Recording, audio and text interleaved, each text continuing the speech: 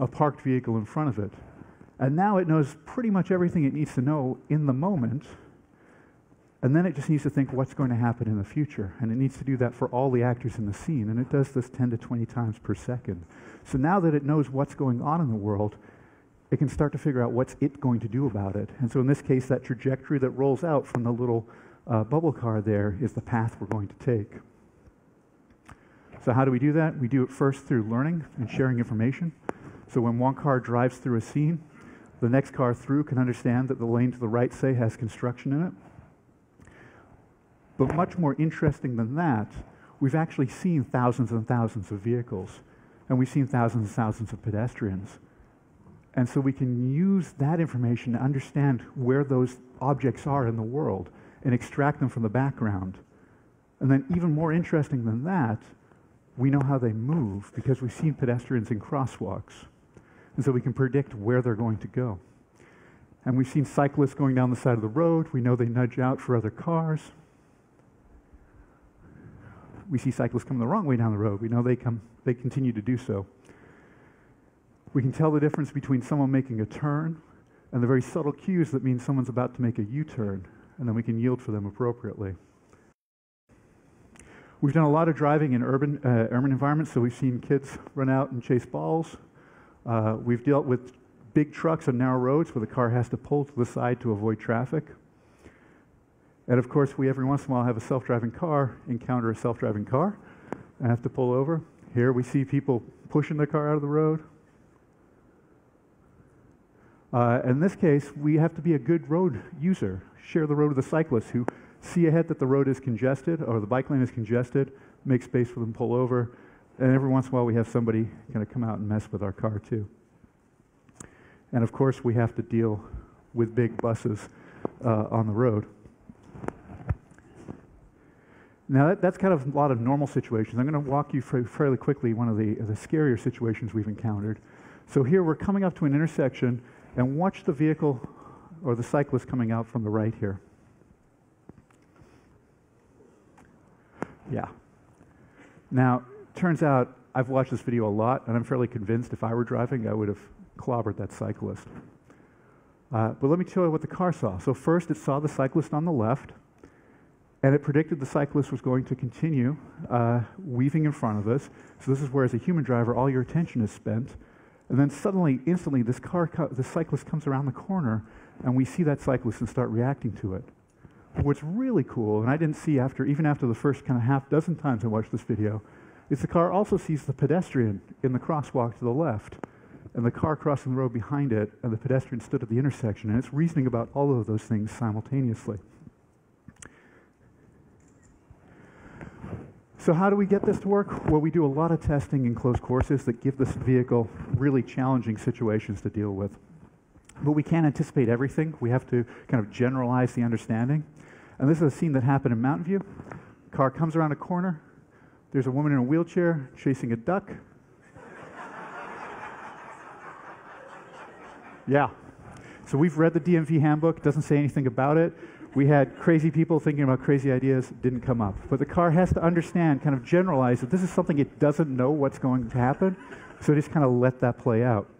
And we've seen weirder things.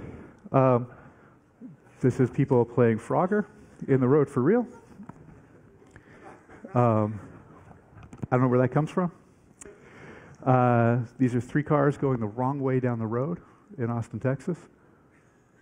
1, 2, and then wait for the third one here. There he is, trying to catch up.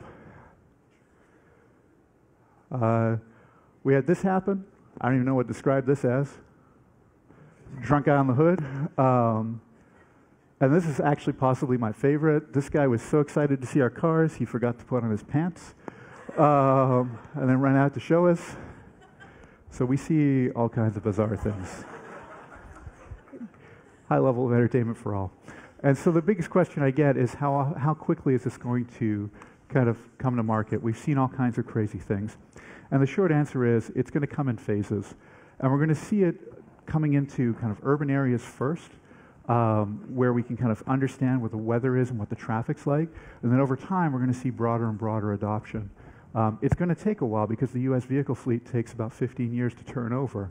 but the technology's coming, and my goal is to have it on the road before my son has to get a driver's license. And with all your help, I think we can actually get there. So thank you very much.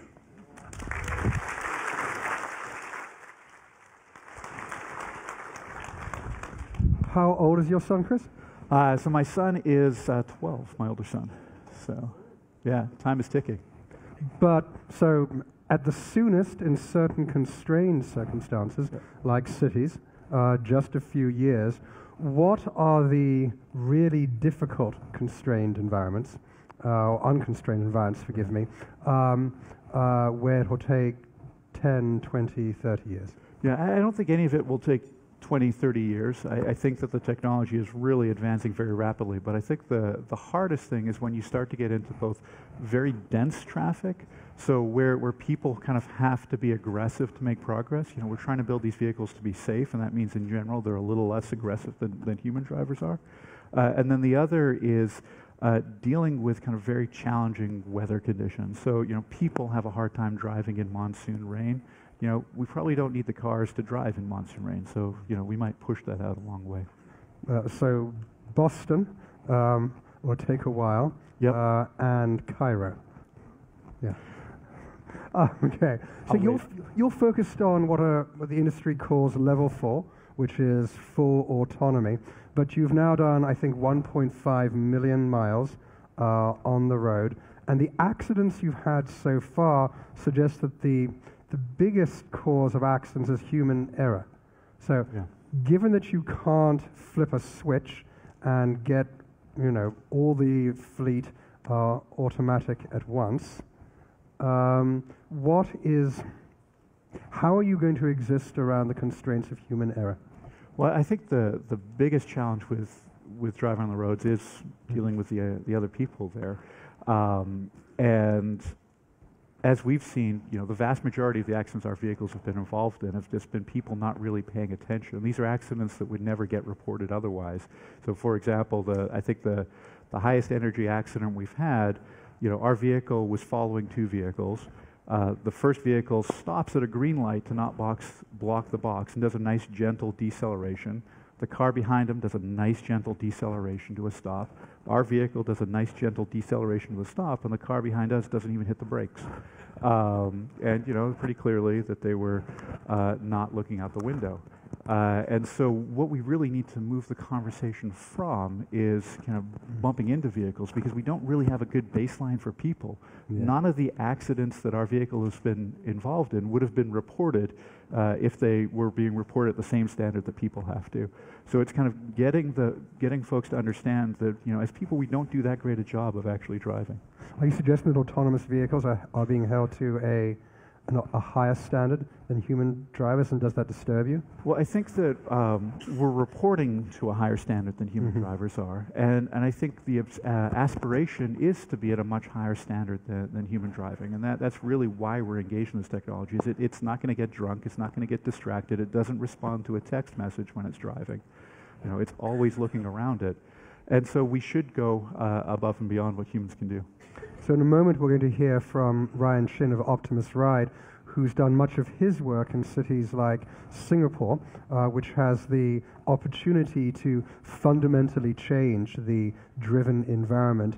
But in places like California, what can be done in the short term to make the roads better and more usable for driverless cars? Yeah. So I guess our philosophical approach has been don't. Do for the roads what you would do for human drivers. So, people will drive better with better lane markings. People will drive better with better signage and with the hedges moved back. But we really need the technology to work with the infrastructure that's out there today, because cities don't have money to put into it, states don't have money, the federal government doesn't have money to put into it. Over time, as the technology gets deployed and we start to realize all these social advantages that we think will be there, then we can talk about optimizing and doing interesting things with traffic lights and dedicated lanes. But for now, it really has to work with the world as it is. What does the NHTSA decision mean for Google in terms of regulatory oversight and in terms of liability? So what NHTSA's done is and DOT and Secretary Fox more broadly have recognized the importance of this technology and what it means to the American public, what it's going to mean more broadly, kind of to have that technological advantage and for American industry. And so what's great is to see them moving to try and have kind of federal level guidelines that will give the states and cities input that will allow them to kind of craft policies that are at least as close to consistent as possible across the country. Because the worst thing that could happen for us is 50 different rules about what a self-driving car is or isn't, and you have your self-driving car in California and you go to Utah and you need to put different plates on it or something. That'd just be goofy. But that mess does kind of exist, because at the same time the Californian DMV has said that there needs to be a passenger in the car under all circumstances at least for testing purposes. Yeah, so they've said that for testing, and this isn't, really that big a deal for us. When we test our vehicles, we test them with people in them because by definition we expect them to brake. It's a test. Yeah. And so it's not that big a hit. I think over time, though, it's pretty clear that the benefit of a self-driven vehicle is not having someone drive it. And so that's where we think that there may be a little bit of a philosophical difference. Chris, I'll have you back on stage in a sec. Thank you very much. Thank you.